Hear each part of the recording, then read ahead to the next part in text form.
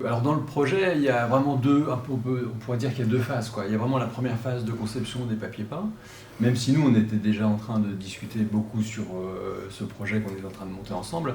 Et puis ensuite il y a toute la deuxième phase qu'on pourrait dire de shooting.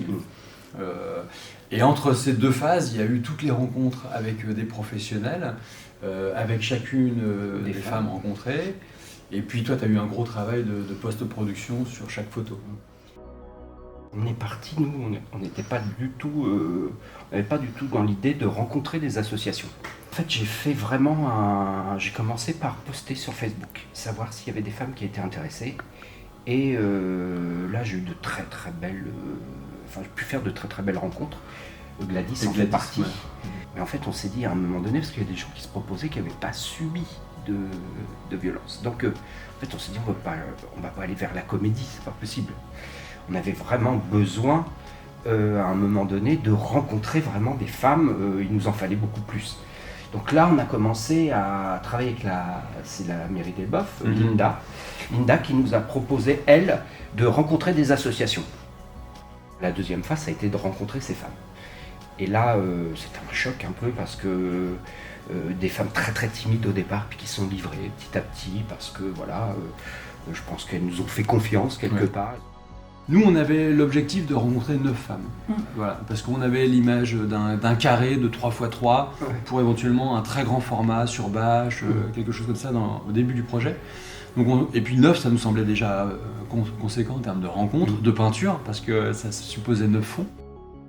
Mon travail, il a été très en amont en fait, de la rencontre. Ça a été assez difficile parce qu'il a fallu que je me projette dans ce monde qui m'était complètement inconnu de la violence faite aux femmes.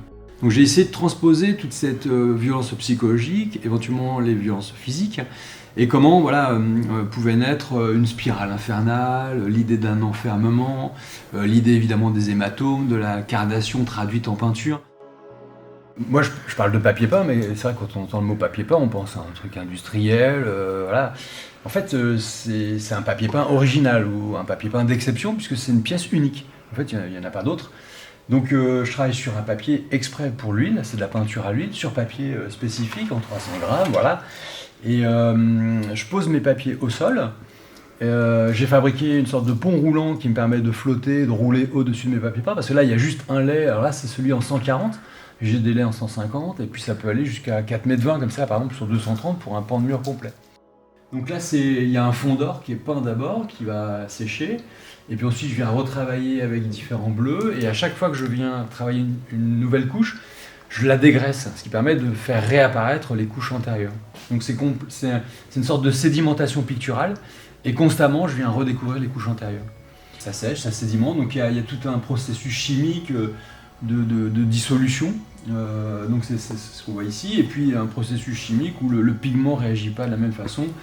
Selon qu'il croise de l'or, il va ruisseler, il va s'étaler, il va se rétracter. La température et l'hygrométrie de l'atelier participent aussi beaucoup. Il y a un peu des papiers peints d'hiver et des papiers peints d'été. Quand on a rencontré chacune des femmes, on voulait vraiment qu'elles soient partie intégrante du projet. Évidemment, nous, on apporte la partie artistique en tant qu'artiste à 2, mais on voulait vraiment que ce soit un projet à 3 avec chacune d'entre elles. Et donc, on est parti de ce principe qu'on leur proposait à chaque fois 2 fonds différents et elles choisissaient.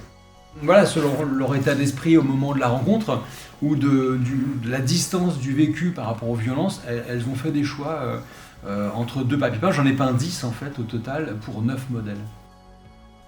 On ne voulait pas qu'il y ait d'apparence vestimentaire. On ne voulait pas reconnaître un niveau social ou quoi que ce soit. Et donc on s'est dit, on va acheter du tissu et du tulle. Et puis on va faire choisir aux femmes leur tenue par rapport à ce qu'elles ont envie. Là, on a une belle collaboration aussi avec Tess, une élève de Sébastien, qui a fait le maquillage et qui a aidé les femmes. C'était génial à créer ce mouvement dans le voile, dans le tulle, parce que nous, on ne pouvait pas aller avec elles dans la petite pièce qu'on avait prévue, un peu dénudée, à les aider, et puis de toute façon, on n'en aurait pas été capable. Donc ça, c'était un gros soulagement d'avoir cette jeune fille avec nous qui nous aide et qui est douée, qui nous a fait de très très belles choses.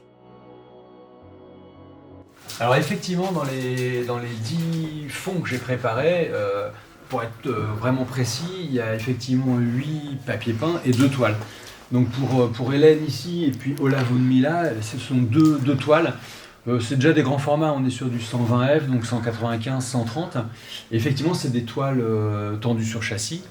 Et Hélène, on lui avait laissé choisir un fond. Enfin, il y avait le choix entre une toile, cette toile, ce 120F là, c'est le numéro 400, et puis un fond rouge. Et en fait, quand on lui a présenté à Hélène, elle nous a dit, mais en fait, je suis plus dans la colère, moi. Ça ne me correspond pas. Et elle a eu une sorte de coup de cœur pour cette toile. Et en fait, ça fonctionnait complètement avec sa chevelure et par rapport à son état d'esprit et la distance qu'elle avait mise vis-à-vis de sa propre, enfin de la violence qu'elle a vécue en fait.